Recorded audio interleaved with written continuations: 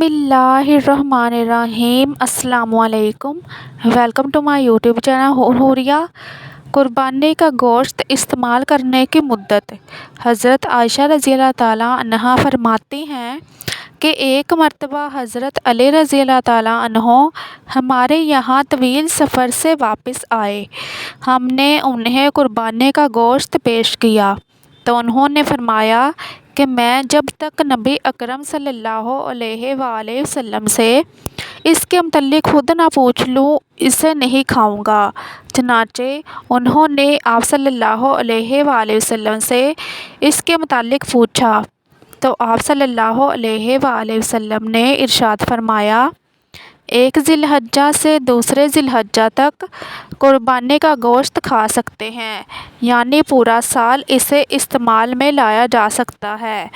مسند احمد بن حنبل۔